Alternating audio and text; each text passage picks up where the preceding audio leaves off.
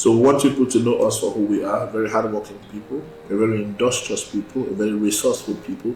We want to be able to sell Akwa Ibom for what it is, an excellent investment destination.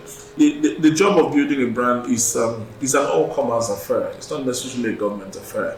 It is a job that government has its own part, but then the people also, the citizens of the state, the residents of the state, have a greater majority of the work to do. I do not see how somebody who has a negative mindset in Akwa Ibom will all of a sudden develop a positive mindset in Ogun State. The places that we feel are better than us have their own negative stories. But that's not what defines those places. So if we're able to put the best part of us in front of us and look at the positive side, we're in a better position to actually do a whole lot more. Now, government and the governor is a typical example. This is the state that is the most accessible, one of the most accessible anywhere on the African continent, by land, by sea, by air. Hello, welcome to the GoldenEra And You Podcast, where you keep track on Governor Omoeno's contract with Akwa Ibom people as encapsulated in their RISE agenda. My name is Amazing Alevet Francis, and I am your host. On today's episode of this GoldenEra And You Podcast, we are playing host to Mr. Raphael Edem, the immediate past Special Assistant to the Governor on Public Affairs, and he is currently on this administration team as Senior Special Assistant to the Governor on Brand Management and Marketing. We are here to discuss the Akwa Ibom brand and their RISE agenda. Don't go anywhere. The Golden Era and You, with amazing Aniebiates Francis, tracking the promise and the progress. Welcome to the show, Mr. Raphael Edem. Yeah, thank you very much. And your cap actually suits you because you are the man in charge of branding and marketing the Akwa Ibom brand. So please, let's start with the RISE agenda. What do you have to say to the person that is listening to us, or a first timer that is just hearing the word RISE agenda? What does it mean? Okay, the RISE agenda is the Economic Development Blueprint of His Excellency the Governor of Akwa Ibom State, Pastor Omoeno. RISE actually is an acronym. A good number of people already know this, but then for the benefit of those who will be hearing for the very first time, the A there stands for agriculture, the R there stands for rural development, I stands for infrastructure maintenance and consolidation, the S there stands for security management and enhancement, and of course the E there stands for educational advancement. Now these are just 5 areas. There's a broad-based, there are more areas of concentration for development and government, a good number of which could fall under these or could also stand on their own. So the RISE agenda, of course, is the economic development plan of His Excellency the Governor. It is his way of ensuring that he meets the expectation of the people of Akwa Ibom who graciously gave him a mandate in March of 2023 to lead them for another 4 years in the first instance, and by the grace of God and by, of course, the support of the same people, another 8 years for 2 terms. And so His Excellency the Governor is very development oriented and is very rural area centric. He's talked about the fact that as much as possible he wants to see how we can get government to the rural areas, how we can simplify government, how we may not be able to, how we can do things simply, how we can make people feel the impact of government practically all through the entire state. So this is something that is going to be done through the RISE agenda. There's a publication, there's a book, there's quite a whole lot of information that is already out. But the areas of development, be it in education, be it in healthcare, be it in security, be it in sports, be it in youth development, be it in women development and empowerment, be it, of course, also in manpower and capacity development, all of these are different areas where the RISE agenda sets out what needs to be done, how we intend to get there, what the people need to do to also support the RISE agenda, and how the citizens and the government and the government can work together so that all of us get to a single destination. And that destination is a place where the people of Akwa Ibom can look back at the area where Pastor Omoeno served and they say that he was able to meet their expectations. So that's a synopsis of what the RISE agenda stands for. And so far, of course, I'm sure we've been witnesses to what already has been done in the different areas. The governor has been in office maybe 8 months or thereabouts. And then in those 8 months, we've actually witnessed quite a lot that has been done. There's direction that we have seen, the physical things that we can also see. And there's also some policy rejigging here and there. There are a few things that have been changed so that they can improve. The idea is not to reinvent the wheel, as it were. The idea is to see what are the things that we used to do that we can do better, or we can do cheaper, or we can make it reach a larger number of people. Yes. Because in truth, that's exactly the job of government. It's government's job to ensure the welfare and the security of the people that it has a mandate over. And so His Excellency the Governor, working with his team, and hopefully also, and thankfully also getting the buy-in of the people of Akwa Ibom State, is hoping to be able to meet the expectations of the people through the Arise agenda. So that's how we can look at it. Okay, you just mentioned the buy-in of the people. Sure. Now, you are in charge of the Department of Brand Management and Marketing. Yes. How is this department helping the government, the administration of Pastor Bueno, to get the people, Akwa Ibom people, to buy in to the programs and policies of this administration? Okay, fine. Thank you very much. The Arise agenda program of His Excellency the Governor has different focal areas. There are also different representations. There are visual representations. There's the Arise logo. A good number of people know it. That is supposed to actually stay, of course, in the minds of the people. It's supposed to be a visual representation and a visual way of the people connecting with the government's program. And of course, we as a department, it is our responsibility to ensure that everything that's got to do with the Arise agenda, the people of the state and even beyond, get to see, get to appreciate, get to participate, get to also have a buy-in. And so we do that working with other MDAs, other ministries, departments, and agencies of government, ensuring that there's information about what government is doing. That information is not going to come in a very analytical way. We're not spreading news, more or less. We're getting people to understand, in this area, this is what government is doing. Now, this is what you can do, or this is how you can benefit from that. So that is going on. There are radio campaigns, there are television campaigns on local and national television, there are campaigns on print media. There's a large campaign on social media, different social media handles. The Department of Brand Management and Marketing is active on the handle AKS Brand Management on Facebook, on Twitter, on Threads. There's a YouTube page, and even also on Instagram. And so, a good number of people around the world now do a lot of business on social media. So there's quite a lot of activity going on social media there. There are also campaigns that we run. There are some more are already in the offing also. We're hoping that we're going to be able to do some street raves and some other empowerment activities so that people can actually do key in here. So beyond the publicity, beyond the promotion, we're also helping to pass on the information about building the Akwa Ibom brand. Exactly. Now, the job of building a brand is an all-comers affair. It's not necessarily a government affair. Because when people think of a particular brand, there are certain things that come into their head. Yeah, let me come in. Before we start talking brand management and marketing, yes, what constitutes the Akwa Ibom brand? Exactly. Now, the Akwa Ibom brand is, what picture do you have in your head when the name Akwa Ibom actually hits you? Whether you're an Akwa Ibomite, or especially if you're a non-Akwa Ibomite. When you hear Akwa Ibom, what comes to your mind? And that's why we want to espouse our positive values. That's why we want to espouse the good and the best out of Akwa Ibom State. So we want people to know us for who we are, very hardworking people, a very industrious people, a very resourceful people. We want to be able to sell Akwa Ibom for what it is, an excellent investment destination.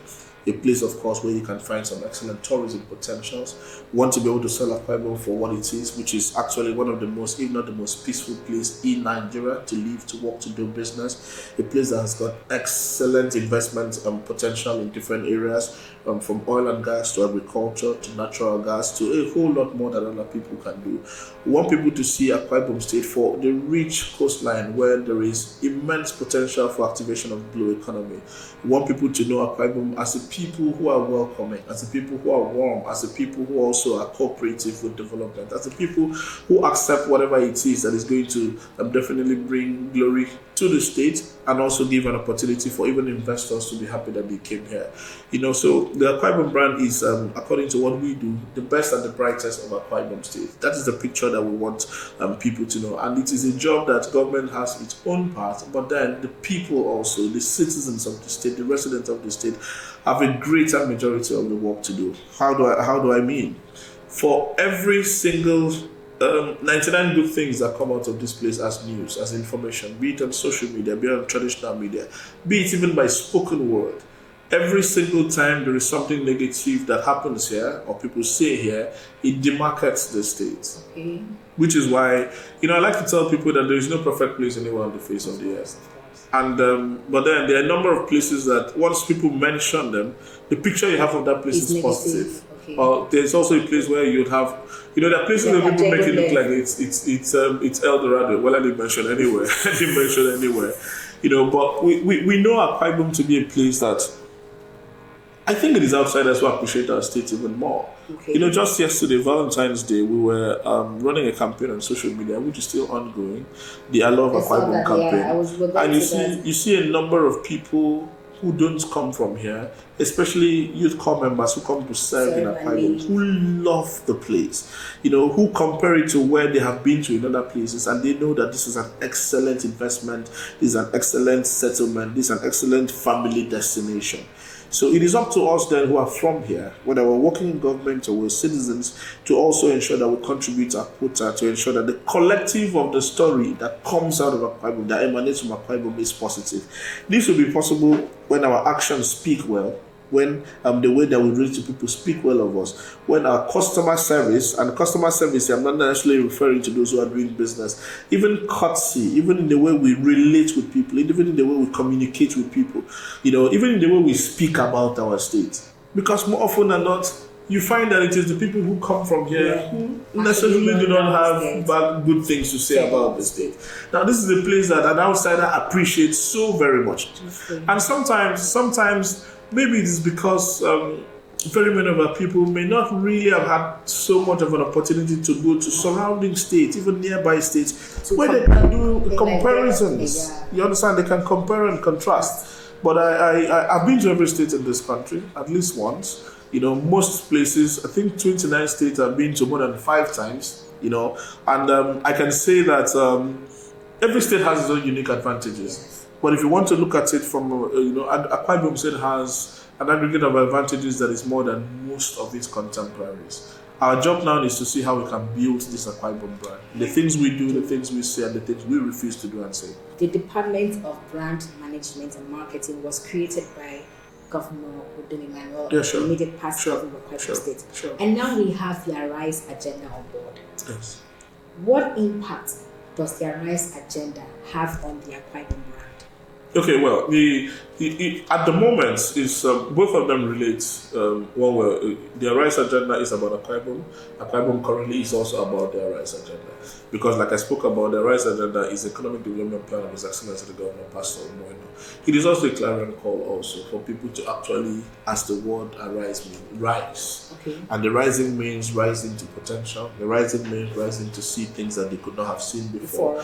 Getting to do things that they may not have thought it was possible to do before. More or less a follow-up through the campaigns that practically all the states and governors in this state have done. There has been a need. All the leadership of this state, especially civilian leadership, have seen a need to get people to key in, to get people to really get to work, to get people to realize their potential. The first civilian governor of Akwa Ibom State, His Excellency Akwa Ibom, God rest his soul. When he came into office in 1991, started a campaign against the ATOC syndrome. All of these were strategic mental shift attempts by the government. His Excellency Architect Obawata, second civilian governor, came in and he launched the very successful EACOM, Ethical and Attitudinal Reorientation Project. All of that aimed at a mind shift. His Excellency, now Senate President, then Governor Godswill Akpabio, came in and they started the Akwa Ibom Odoke campaign, where we needed to see that all that we need in this state is actually here for us to be able to thrive. And of course, His Excellency Governor Emmanuel, immediate past governor of the state, came in, of course, and with the Dakada initiative. All of this And then, of course, His Excellency Governor Moino coming with a rice agenda.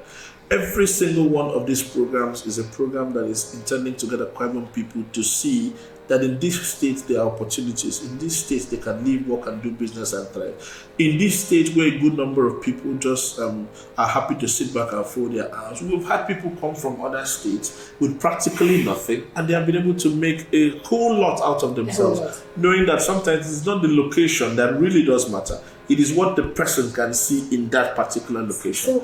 So to answer your question very quickly, the Arise agenda and the Akwa Ibom state government, is the government that is getting the people to rise, to join government, to key into the government project, so that in the long run, the citizens themselves, because Akwa Ibom is not an amorphous entity. Akwa Ibom is not an entity that exists in a vacuum.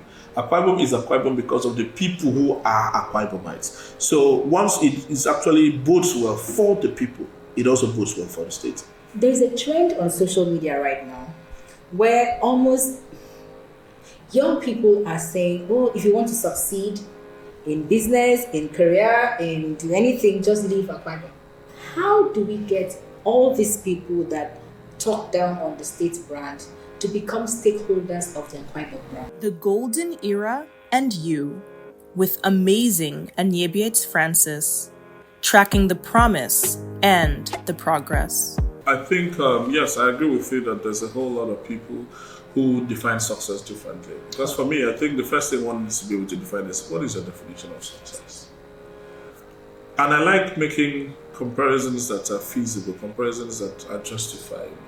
We should compare apples with apples, not apples with oranges. Okay. When people want to talk about leaving the state, especially if it's in this country, there are three major places to talk about: Lagos, Abuja, and Port Harcourt. And now those are places that have got potentials, that have got more population. We've got, of course, we need to be realistic. A good number of those places, over time, Lagos was a former federal capital. It's got practically everything there. And those are places that have got larger economies. But the point is this: is everyone in Nigeria going to move to those three different places? How many other places that have similar stories or similar potentials of Akwa Ibom are doing better than Akwa Ibom State? And like you said, in these places where people think everything is going well, there are also people in those places who do not have anything to do. Exactly. I've done it for a very long time. There was a time that you went out of the state in the course of your work, and you came back here. There are some of us who have had to work in different areas of the state. So in the long run, someone wrote a book and said, as a man thinketh, so he is.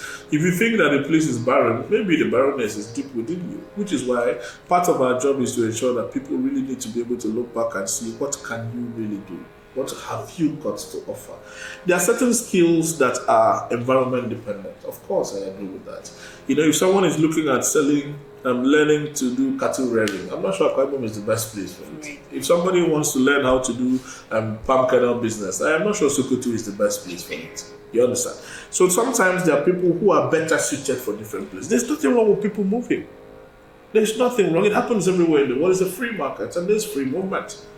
But the point is, I do not see how somebody who has a negative mindset in Akwa Ibom will all of a sudden develop a positive mindset in Ogun State. So more often than not, it comes back to, what exactly do you want? What is your definition of success? Like you've rightly noted, in this state, there are opportunities. It's not El Dorado. We've not been able to tick all the boxes. Yeah. But which place really has all the answers?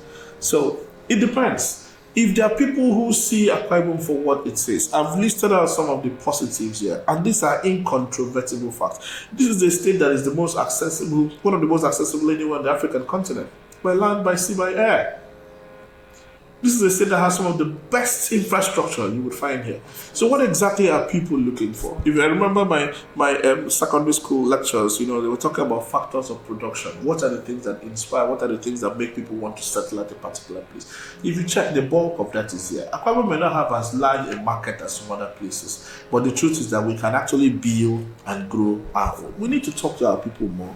We need to also celebrate and patronize ourselves a whole lot more. We need to be able to look back on what our positives are. The places that we feel are better than us have their own negative stories.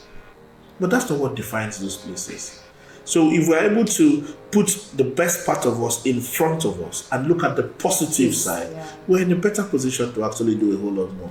Now, government and the governor is a typical example. For God's sake, the gentleman lived grew up in Lagos, lived and started working in Lagos. The circumstances that brought him back to Akwa Ibom were not particularly fantastic. But then he has been able to make not just something, he's been able to make a huge success out of it. And now he's getting an opportunity to translate that success he's had in the private sector into the public sector. If no story encapsulates how the Akwa Ibom story can be, how the Akwa Ibom experience can make one successful, I think we've seen that in the gentleman who is governor of Akwa Ibom State today. So I think it's a model for a good number of people to follow. After all, in those places that we think are much better, there are a whole lot more other people who are still looking for where other places. Somebody came back from Abuja back to Akwa Ibom. People who move from Akwa Ibom to Lagos, move to Lagos abroad, and then eventually still find their way back here. Okay, so now let's talk about Akwa Ibom Ayaya, because what we're discussing here is the Akwa Ibom brand. Yes. And then we're telling people that Akwa Ibom Ayaya, Akwa Ibom is blessed, Akwa Ibom is a land of greatness. And your project, Akwa Ibom Ayaya. Please, can you share more light? The Akwa Ibom Ayaya project was what we did to mark the anniversary of the state in September. We launched a campaign, and we're trying to get people to see what are the things that are beautiful about their state. Because the truth is, there are a lot of people who feel that, it's like Lagos. Sometimes people forget that Lagos is a state. They make it look like Lagos is the headquarters of a local government area. The entire Lagos, 20 local government areas, 50 LCDAs. Now, Akwa Ibom goes beyond you.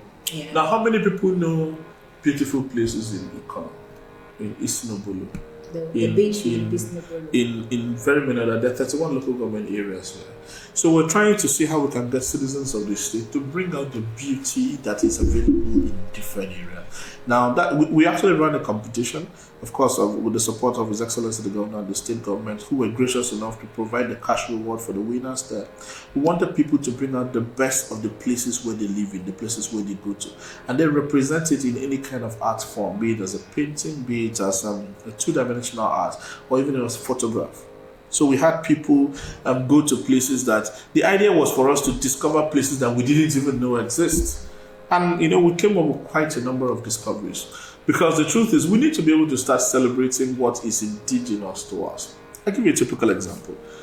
Most people who come to Akwa Ibom, because they do not live here, people who don't live here, who come here for work, for leisure, for business, they lodge in hotels. And if you go to most hotels in this town, just like most hotels you will find almost anywhere in this country, you find photographs on the wall, and a good number of those photographs are photographs of places where the guests already are coming from. Yeah. You find photographs of the Eiffel Tower, you find photographs of the London Eye, you find photographs of the Statue of Liberty, you find all of those things. You seldom find anything about the state where we live in here. Yes, that's true. But the truth is, nobody comes to a place to come and see what they already know. They come to actually look for what they do not know. To learn about the place. I remember somebody telling me the other day, very many years ago, some news talk. He was talking about news. He says for him, news has to be new. Now, if it is not new, it is no more news. Why am I listening to something I'm already going to? So, why am I carrying coals to Newcastle, as they say? So, we want to begin to get our people to project the best that is amongst us. If tourists come to Akwa Ibom State, for instance, they're not coming to see pictures of the places where they're coming from. They're coming to see what have we got here. And if we do not learn to tell people to say, this is what we have, this is who we are, these are the things that are indigenous to us, we are actually going to kill some of those potentials of those places. So, we're like I said, it's a department that works hand in hand with other MDAs. It's not just our individual mandate, but His Excellency the Governor is very, very passionate about sharing Akwa Ibom to the world. We know what we've got here. We need the rest of the world to know and take note. We also need a good number of our people. You do not know the number of people who live in Uyo, who do not know the number of roads that have been constructed in this state in the past 10 years. Because most of their business revolves around Uyo. Sometimes when they see photographs, I remember having to drive a friend of mine to a business place, a private sector-driven business that was opening here, because she was arguing with me that it's non-existent and the pictures are Photoshop. Oh, wow. Because a good number of them, they work in you, live in you, their children school in you, they go to church in you, market in you. Nothing takes them around the state. And this is a state that has 31 local government areas with people living there. And with the mandate of government to ensure that as much as you want to enjoy life in you, the people who live in Okorotim in Ibona also want to enjoy life. The people who who live in Yariba in Kanafu local government area also want to enjoy life. The people who live in Afiance Ranko also want to have some of the basic needs of life. So government cannot concentrate also in the state capital. There are places where government needs to be able to ensure that the people also get a new lease of life there. So as much as possible, His Excellency, that's why the governor talks about the fact that as much as possible, he will see how we can develop the rural areas. It will, to a long extent, also stem rural-urban migration. Because a number of people, I don't know, okay, well, it's your program, it's not mine. I would have loved to ask a question somebody asked me the other time. He said, which do you prefer, being urban poor or rural poor? You may want to give it some thought. Yeah. Because the truth is there are a number of people who live in the rural areas.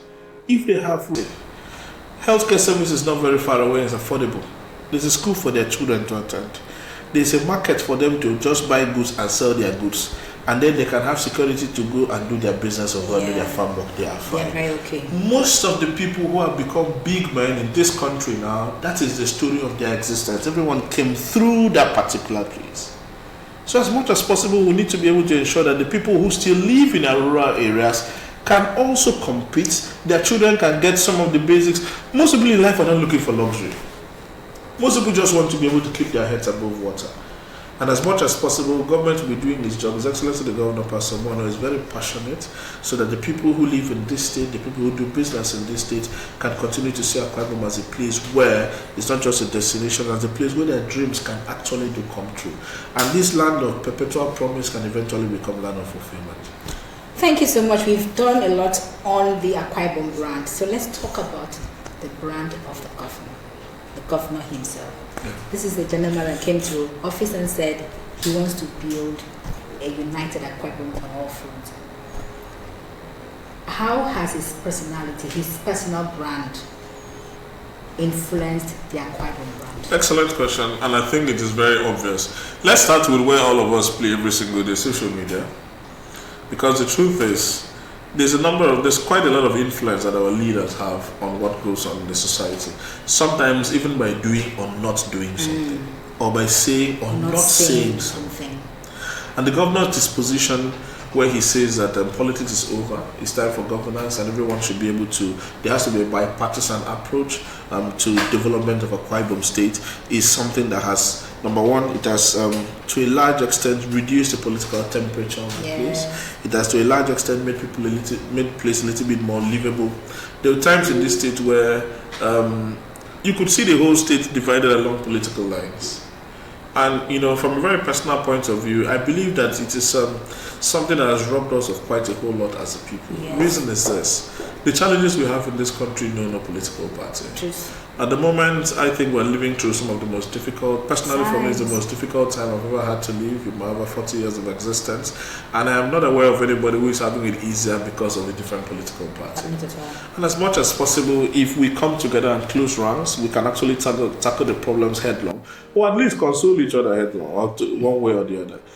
But if we have economic challenges, and then we actually come and ensure that we also exacerbate that with political differences and political challenges, we're going to have an overcharged environment which will do no one no good.